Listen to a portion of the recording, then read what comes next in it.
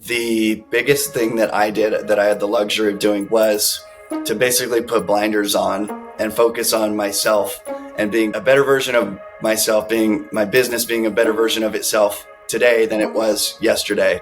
Incrementally working to move forward, not comparing myself or my achievements to others.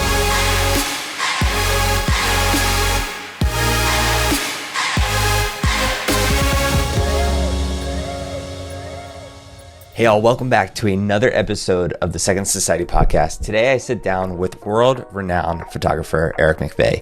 Not only is this guy super cool, after speaking with him on the podcast, meeting him in person a couple of times, but I recently met him at the Hybrid Conference again, went up, touched his shoulders, and this guy has 0% body fat. He is chiseled like a rock, and yeah, it's very impressive. But besides that, we had an incredible conversation on the podcast. It actually went in a different direction than I originally thought it would. He brought up that he has been working with an agency for the past few years, and so I kind of just wanted to learn a little bit more about that process, what that looks like, and to hear all the pros about working with an agency. So without further ado, let's dive into this week's podcast. Well, guys, I have Erich here. Thank you so much for being here, man. I'm stoked to kind of dive into this conversation, hear a little bit more about what's coming up in the next few weeks, but also just hear more about Erich. So why don't you kind of dive in, say hello, and tell us a little bit about yourself. What's going on, Jimmy? Thanks for having me. Of course. Love everything you're doing, man. We got to catch up a little before the call, and you're a go-getter. You're making me feel a little inadequate. I'm trying, man. So I'm a wedding photographer. I've been doing it 15 years. I live in Oregon. Most of my work, if not all of my work, is scattered around the globe nowadays because Oregon doesn't have a huge wedding industry. They don't really have the caliber of weddings very often that I have ended up shooting these days. So yeah. I'm on a plane about 15 times a year, and really weddings are all I do.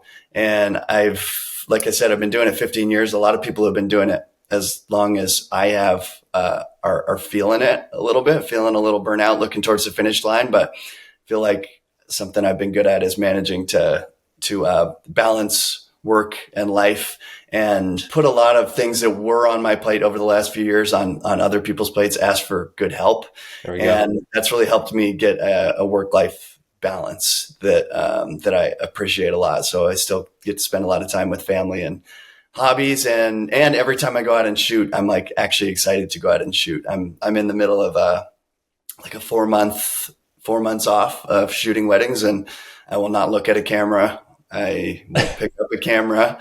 I'll totally dive headfirst into all the other things that I enjoy, and so that I feel reinvigorated when at the end of April I could go back out and shoot. I really have done a good job at protecting myself in that way, so that creatively, when I get out there, I'm feeling like it's still my calling.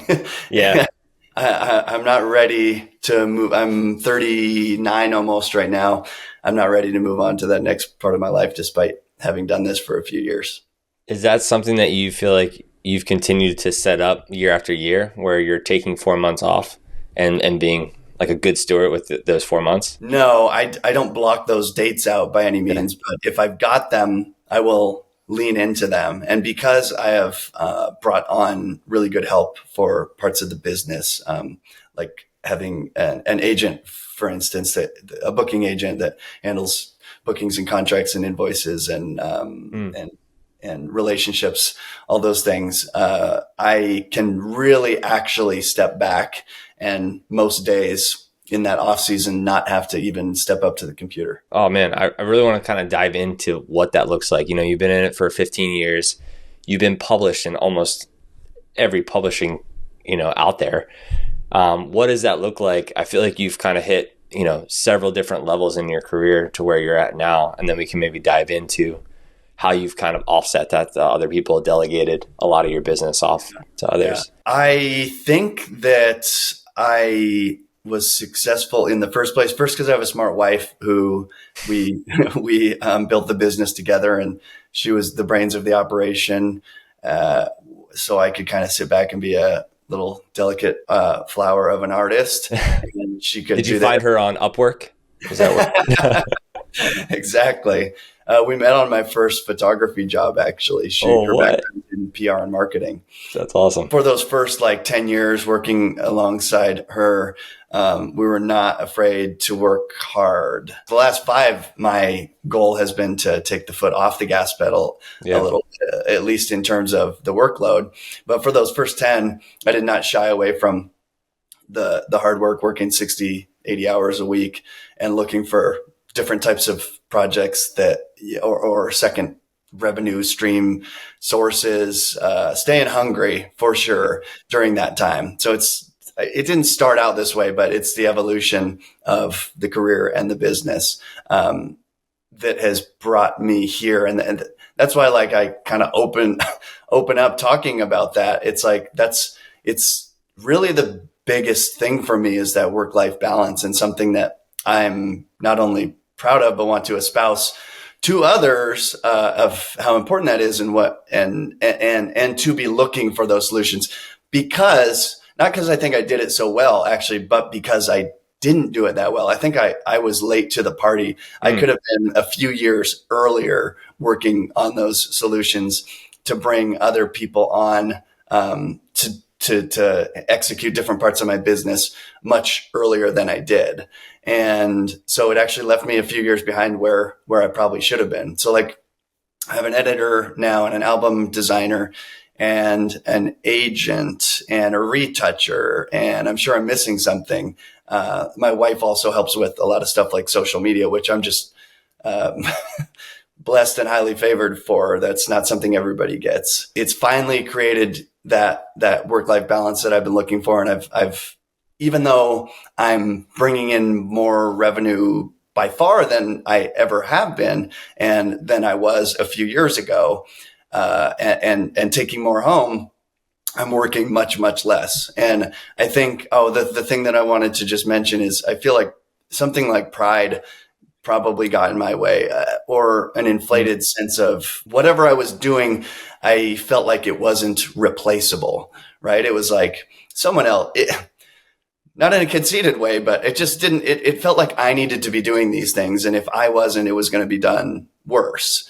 So That's why it took a little longer than it probably should have, but it was humbling and enlightening, to realize and figure out that I could bring on other really talented people, which actually ties in really well to what you do at Second Society and what we're talking about today with second shooters. Because I would say I had the same approach on wedding days for those first 10 years. I didn't have a second shooter for probably almost any of my weddings for the first 10 years. I was shooting a film. I just had a film loader, and the film loader was my wife, Amy, and she's not a photographer. She can kind of pick up a camera and point it and, get something here and there, shoot a couple rolls on the wedding day when I need to be 2 places at once. But what I was doing is I was running myself ragged on a wedding day, trying to me having to be everything to everyone. And I didn't realize that until the last few years that you don't have to be dog tired at the end of a wedding day and sweat through 3 shirts. Right. Like, you really don't have to. For a reasonable investment, I can get someone just as talented as myself, sometimes more, that what can take so much of that off my plate so that I can focus on being creative and on executing on the important parts of the day, and not feeling like I need to run from one thing to the next, and only having 10 minutes to shoot the reception and having half the amount of time to shoot the, bridesmaids getting ready as the groomsmen. It's like, it's totally unnecessary. And I feel like the world's much more connected now than it was during that time that I'm kind of speaking about. Yeah. So we didn't have things like Second Society. We didn't know everybody on Instagram. We didn't know that having a second and third shooter at weddings was like as much of a thing. And weddings have gotten bigger to the point where you could never survive without one.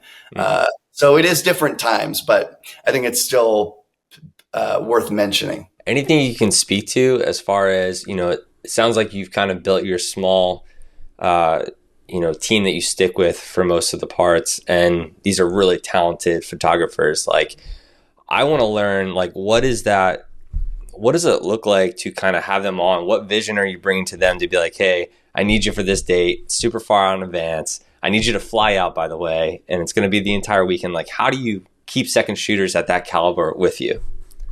Yeah. So I try not to put too much pressure on. I basically say, look, I'm going to book you as far in advance as you want, right? As you're comfortable with. Mm-hmm. And a lot of people, because I pay so well, they are willing to set that date aside, even and even potentially, lose work of their own during that time because we have fun. I pay them well, and they know what the experience is going to be like, and that it's going to be fun and not full of pressure, and I'm going to let them do their thing.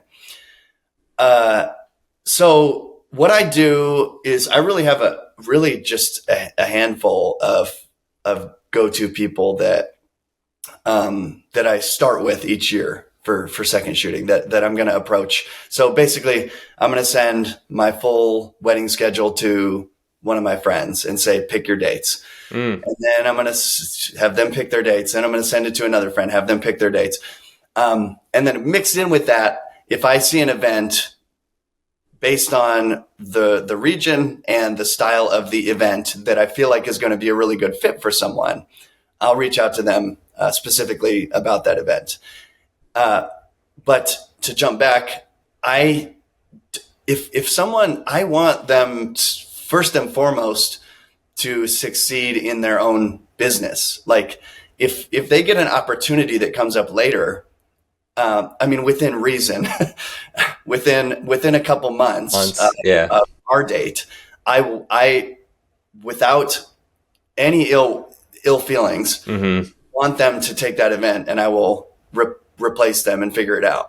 And they know that, and I always let them know that. That's how I get the seconds lined up. And like I said, I have a handful of people. Generally, I'm only needing to hire about 4 or 5 people each year, because the people that I get for the 15 weddings are going to shoot with me 3 or 4 times each. Okay.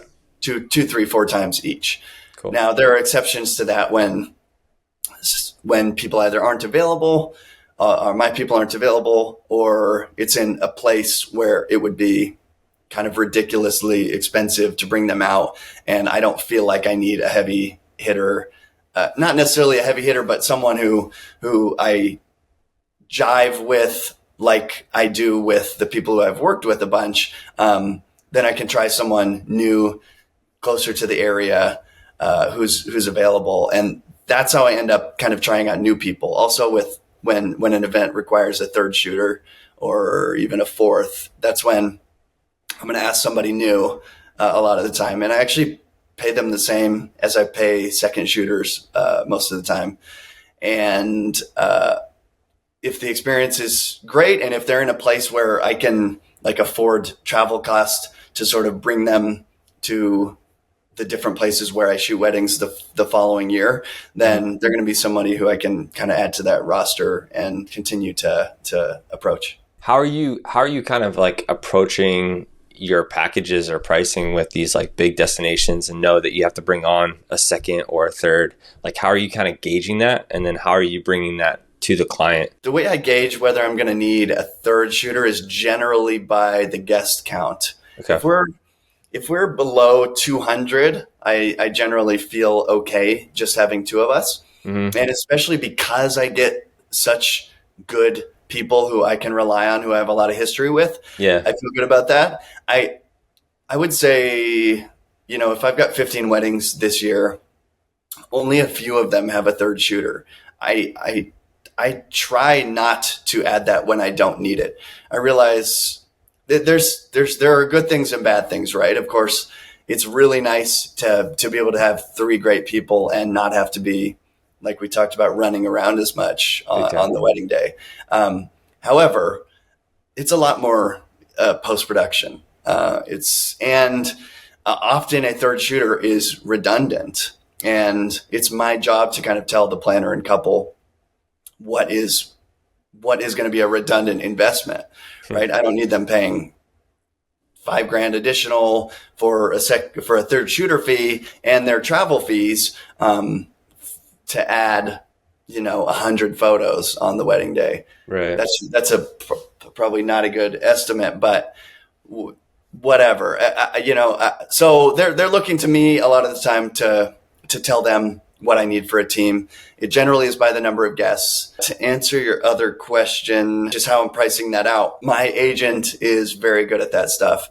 And I generally look to her, and often I don't even see the breakdown of things. We kind of have that set up in advance that we've talked about a couple years ago. And it's kind of handled for me for proposals and stuff.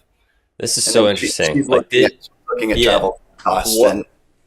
Sorry. Well, what does that process look like with your agent? Like, you basically, I feel like I'm almost pricing out weddings per client, right? Do you have a set price that goes anywhere in the world kind of thing? No. So okay.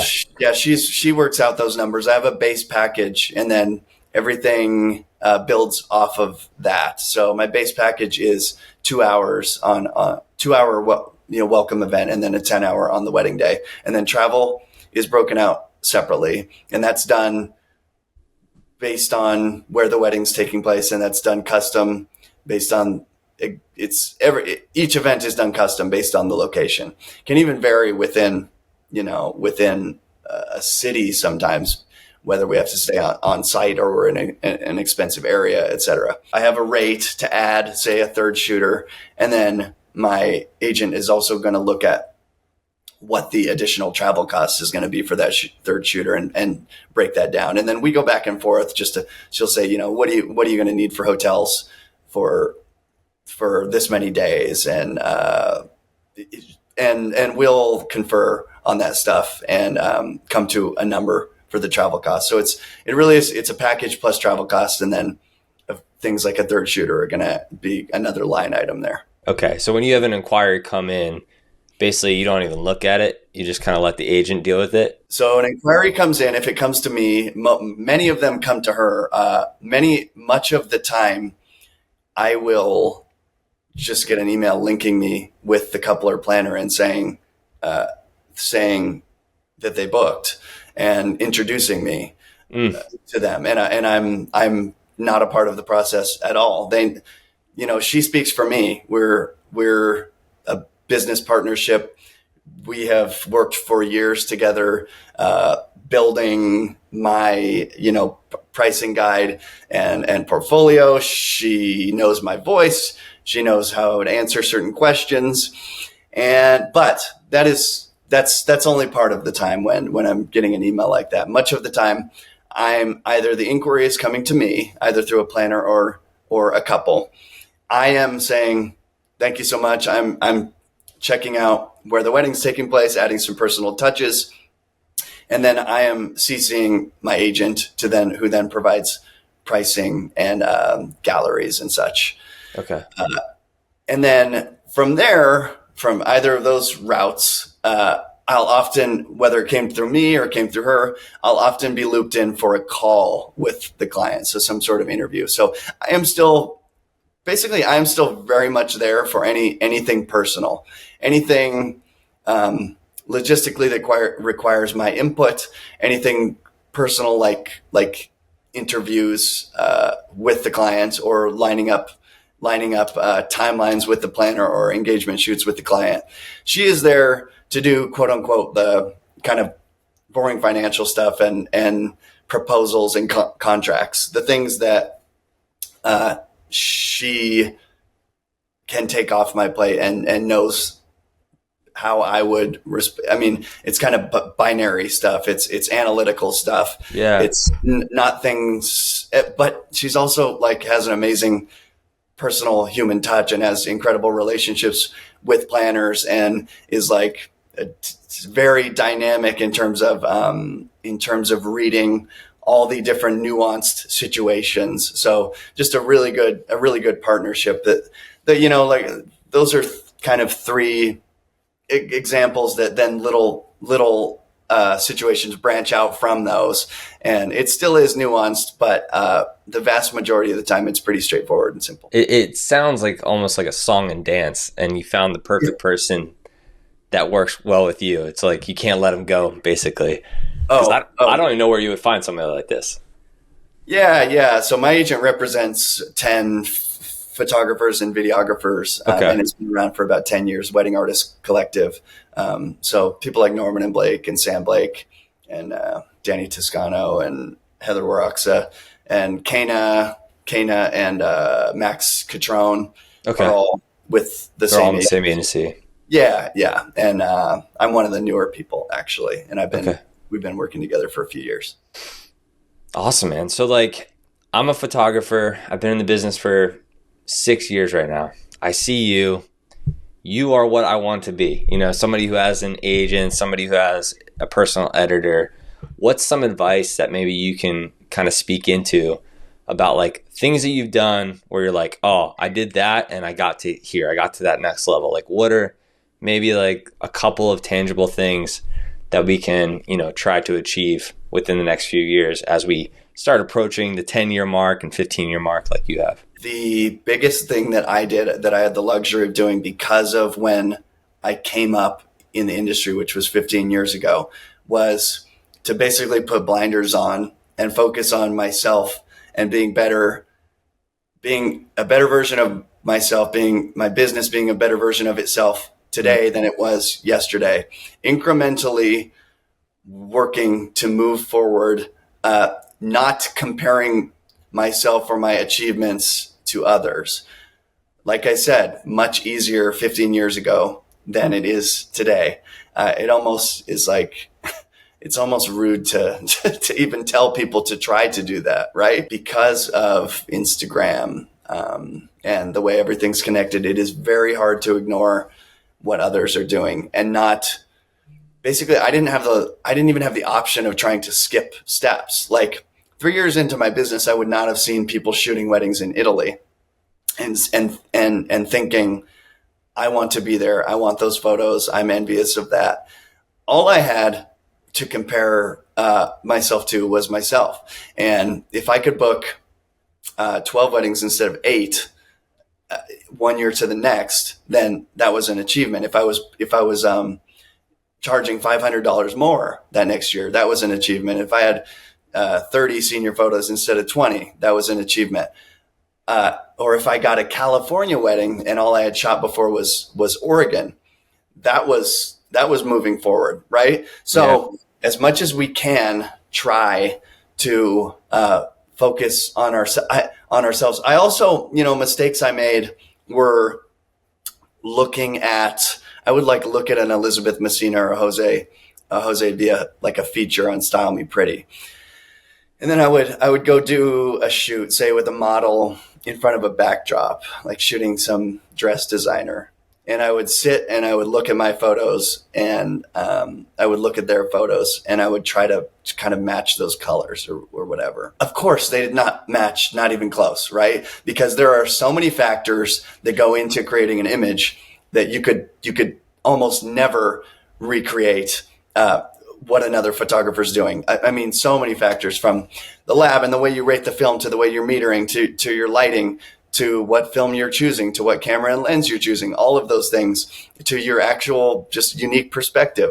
It was never going to happen, right? And those were the moments where I felt inadequate, where I felt like I was failing when I was trying to compare myself to others, and I was never going to win. So focusing on myself has been the best thing that I could ever do. Maybe I'm wrong for saying it's not possible today, because I actually think I do a pretty good job of doing it today. I don't even really like when my wife shows me like other photographers' work and tells me that it's cool. It doesn't make me feel bad about myself necessarily. It's not that it's out of sight, out of mind. But I don't need it. I don't need that to drive myself. I don't need that to look at my work and know what needs to get better about it.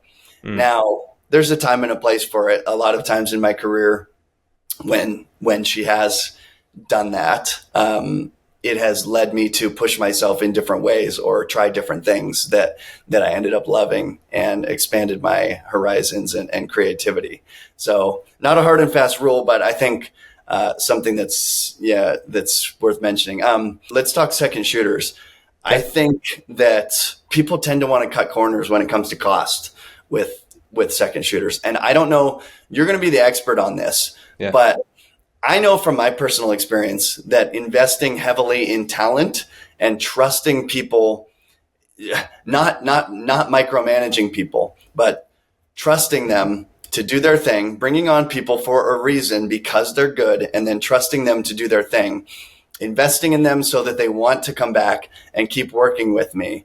Those are all things that I've learned over the past 5 to 7 years, working with second shooters. I definitely probably used to cringe sometimes at the amount of money, quote unquote, going out the door, right? That I was paying for my second shooters. And now I just think of it as such a good investment. I'm using much of their imagery, like on a preview, which is the top 100 photos from a wedding. Yeah. I am happy if the higher the percentage of the second shooter and my team's shots that make it into there, the happier I am. That means that I made good decisions, that I had the right people, that they were working really hard for me, that I can rest easy in knowing that I can that I'm going to have great help in the future because I can keep asking them. The worst thing is if at the end of a wedding I go, oh, these are all my shots, right? That's not a good thing. That doesn't mean I'm really good and that that I should feel like I'm better than that person or feel like rock solid about what I'm doing. It means that, we probably missed some opportunities there. And that I'm having to work too hard to get the content. So, I think what we're talking about today is one of those real light bulb moments over the past few years, which is how important it is to have good second shooters and, to rely on them and invest in them. And that keeps them there are multiple people who I have no business having help me on weddings because either their schedules are already full or they're extremely talented or both. But they'll shoot only with me because I take care of them financially. I take care of them while we're on the road. I also urge people who are hiring to take really good care of their team while they're on the road. Buy all their food. Make sure you're covering their Ubers and stuff. These are things that will keep people coming back, keep them happy. I bet we've all had a couple, who we were working for at some point. A couple were shooting, getting married, who shortchanged us, took advantage of us at some point, asked for more hours the minute before the wedding, right? What mindset did that put you in for that whole wedding? Did you want to work harder for them? Did you want to deliver your best product? No, you're probably feeling vindictive. I know I have feeling taken advantage of, not a good feeling. Feeling the opposite way, making someone want to work hard for you because you trust them, because you invested in them. That's a good goal and it works. 100%. What do you feel like is a good average investment into a second shooter? Percent wise? I pay about $250 an hour. And then I kind of round up from there. And then plus all travel expenses that are associated with the trip. So, that the number can vary a lot depending on how much coverage I need them for. But, I feel like I had a coverage. It was 24 hours on my last one in January. And 24 hours of constant shooting. 24 hours of shooting, 24 hours, not in a row, but 24 hours for 4 events. Okay. And I feel like that comes out to I believe that comes to $6,000. Yeah. And yeah, that would be what I would have paid plus travel. Okay. But yeah, contract wise, that works for me. It's still got to work for you, right? It Yeah. can't be like 25% of your contract, because that's just not quite, the numbers don't quite make sense. But I've ramped it up as I've continued to charge more and really tried. And things are more expensive now, right? Like we get paid more for weddings right now because there's a wedding boom, but also because everything's more expensive than it was a few years ago. Yeah. So I think what I'm paying people should also reflect that. I should continue to pay more over the years, not just a certain amount because I quote unquote locked someone in at that rate. Yeah. How are you kind of like navigating with an agency and you're going up against, I don't know if these other photographers are your friends or are they your rivals or what, but they're kind of in the same agency. You know that everybody else is getting quotes, and they're kind of looking at everybody. How do you kind of gauge your pricing at that point? Oh, well, gauge pricing. Yeah, like are you kind of changing that package that I'm first not, year package or no? I'm no, I'm pretty stick to my guns Yeah. on on packages and pricing. Yeah. And I would never want to sort of undercut anybody, whether they're in the agency or otherwise. So certainly we all have times in the business where we're going to wheel and deal a Yeah. little bit and offer discounts either because it's a good opportunity, it's a celebrity or a cool location or whatever it may be. We've all done those things. Okay. Or bookings are light, right? Yeah. But the vast majority of the time, I'm going to just stick to what Lisa, my agent, and I have set up for the year and not mess around with that. And competition wise, like agency or otherwise, I really think, what do they say? Rising tide floats Yeah. all ships or something. If we're all doing well, I'm doing well too. Yeah. And in the agency, I don't think of people as competition when she brings on more talent where I'm like, oh, dang, now that person's in there. Now I'm getting pitched with them Hmm. because a lot of planners come to her and say, who do you have available for this date? And so I'm getting pitched alongside them now. But Okay. look, they're out there anyways. They're out there, whether they're in the agency or not, they're out there.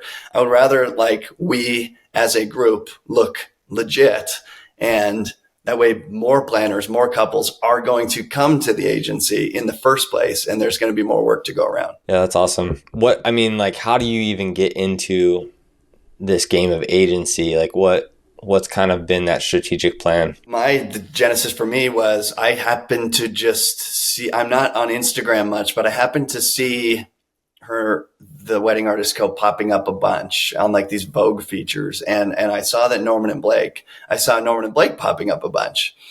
And I was like, dang, they are killing it. Their work is like some of my very favorite. It's unbelievable. And they're like getting a Vogue feature every week. Yeah. And then I go to her site and I'm like, oh my gosh, all the photographers you have are these like very artistic, very cool, very talented, established people. I'm intrigued because I hadn't heard of it before, and I'm like, she's doing something right. There's something here. It really caught my attention, and I'm not even someone who's online at all, and it's in my face, right? So she's doing something right. So I just reached out and said, I'd love to chat with you. And find out about what you do. I don't know if I'm interested or not, and I'm not pressuring you to even consider me, but I'm just so intrigued. This is like, you're doing such a good job. I would really want to know more about what you're doing. And then we had a convo, and we both ended up feeling like it was a good fit, and it was good timing for her because I think they had just had some turnover. Just someone had moved on, and so there was a spot available, and it felt like a good fit. So yeah, there's a few more agencies popping up now. For a while, it felt like the Wedding Artist was one of the only ones, if not the only kind of major one. And I don't know. Again, no shade to anyone who has one or is in one that I don't know about. I'm just not that plugged in. Yeah. But there are a few new ones, and I highly recommend anybody who's considering it to at least look into it, because it's been really good for my work-life balance. And I'm charging like close to 100% more than I charged 3 years ago when I went on. Jeez. Yeah. Which is just like her talent and eye and connections and viewpoint. So valuable. I've done the business with my wife for so long. We're a little tandem. She has provided a ton of insight and smart ideas, but like having that outside look, an entirely new perspective, someone who's been doing it for so long, was huge for me. Like showing me things that I was doing very poorly that were easy to change, that made a huge difference for me in the way I present myself. And like other biggest thing, it's hard and personal to talk about money, right? With planners, with clients. It's hard not to, once you do a call and you send a proposal, not to go, sure, like, let's make it work. Or like, I just want to take $1,000 off the top because we had a great call, right? That stuff doesn't happen anymore. I was underselling myself for a long time, and this person can come in and take the personal nature out of the negotiations and really objectively look at, what are you worth? What should you be charging? When should you be giving a discount? Wow. So nice. I mean, it's crazy to see that there's a person out there that's so plugged in, kind of knowing those numbers for you and being able to just make it kind of transactional in a way. You know what I mean? Yeah. So you don't get emotionally tied into every single inquiry. Exactly. And that is huge, because you also know how hard it is when you do go through the whole process, from inquiry to proposal to maybe even to the call, to a back and forth, a negotiation, to maybe even a sample contract, and then you lose it, right? Yeah. So I am almost a part of almost none of that. So I never am crying myself to sleep because I lost a job. If that happens, I probably didn't even hear about it. Wow. Which makes it really nice for me, because I can protect my emotions much better. And I just feel more mentally healthy. The mental state that you get to be in, my friend. I know. Yeah, truly blessed and highly favored. It's not right. But I do feel like I've been intentional about working towards those things. So like, as much as I feel very lucky, I also feel like I've earned it, which is important. Yeah. But I do feel very, very lucky, and like I don't deserve many of the good things that have come my way. But I try every day to kind of to earn that by continuing to work hard and be smart. Yeah, like it took, a moment of audacity to kind of reach out to that agency at the time you did. But at the same time, I feel like you've already said to yourself, like, I put in the work. I'm at the level that I need to be to even be on that list. You know what I mean? So I feel like you felt confident and probably went into that email with confidence to even approach them. Yeah. Yeah. Like, I mean, I don't want to, this is going to go out and everybody's going to be like, oh, I just need to go out and reach out to an agency, but maybe that's not true. You know what I mean? So is there something that you feel like you need to be able to rate yourself, I guess, at a certain level? No, not at all. I think there are, there's for sure going to be limited space, right? There's not a million, right? There's not a million, but there's more than there were a year ago, right? Yeah. And I think for just about anyone, maybe one of them could be a good fit. Maybe one of them is for a certain, say if you're more of an up and comer, you haven't been around 15 years and it's been 5. That doesn't mean you couldn't reach out to someone, even someone like Wedding Artists Co. Like, if you've got the sauce, you've got it. And what I would say is not to take it personally at all if it doesn't work out.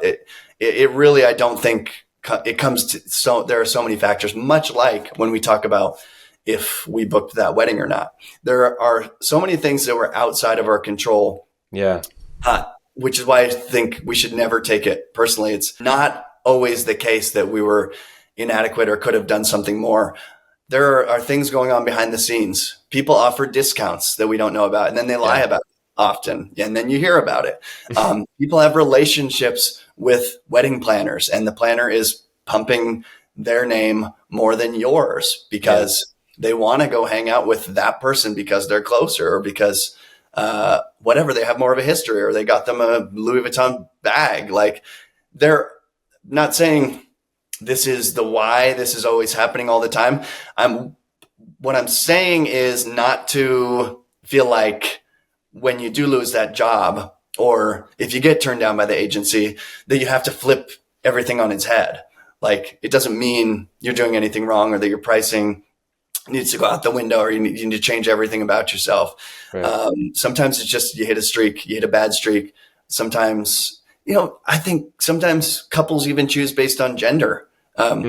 Who ends up shooting the wedding. It can literally come down to that in either direction. So I never take it personal when I lose jobs. And again, trying to stay mentally healthy, easier said than done. But when I say I never, I mean, I'm sure I actually do, but I try not to.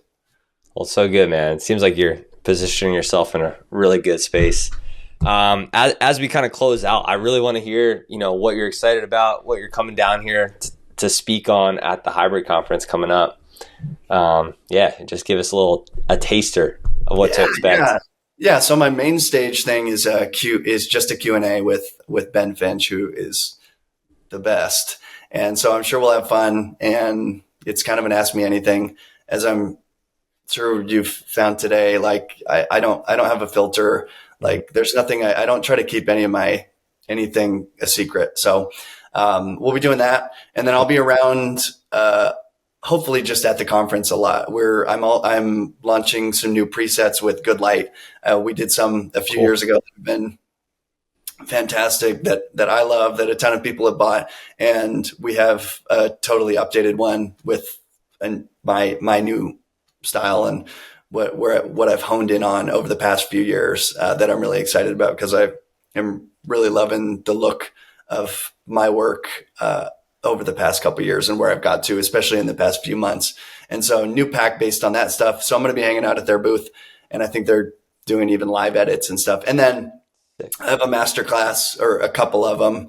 They're both the same one, but I'm just doing it twice. And it's really the technical side of what I'm shooting for gear, my shooting approach. So settings and approach when it comes to shooting, and then actually editing. And I'll have my Lightroom there, and we'll be editing images and talking about what I'm doing and what I'm looking for, different file types, and all different kinds of looks throughout a wedding day or portrait session, and editing those with the new Good Light presets. So yeah, it should be really fun. I'm just looking forward to, honestly, the last time I was there was 5 years ago, and COVID hit, I think a month after the conference. Yeah. So, and then, like, I have a kid now. This is the first time I get to go back into that type of atmosphere, and I'm really looking forward to it, because I remember being like a younger photographer, especially going to WPPI or a Hybrid Co or a workshop, and getting to talk to people who had been doing it for a while, and how fun and transformative that was. And I also remember going to WPPI as like a speaker, and Hybrid Co as a speaker and a more established person, and being able to talk to photographers who are really hungry and who haven't been doing it as long, and just had those conversations and getting to hear like what excites them or what worries them right now, in 2025 world of wedding photography. I actually love that. I get so much energy from it, and literally I just want to circulate and talk to people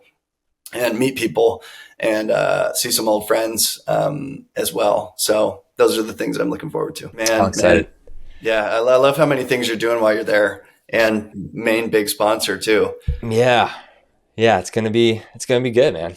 I'm excited. Well, so far, we've had a lot of success with on the signs on. It sounds like it. I mean, just how many people you've already got on the platform is incredible. Yeah, it's cool, That man. number kind of blows my mind. It's pretty miraculous. It's been awesome. Well, dude, thank you so much for hopping on here, man, taking so much time of your day. I really appreciate it. Yeah, And you too. yeah, super pumped to hang with you down there in a couple weeks. Hopefully it doesn't rain. Hopefully it clears up and we actually get some sunshine. Me too. Should be good. Well, appreciate it, man. I'll catch you later.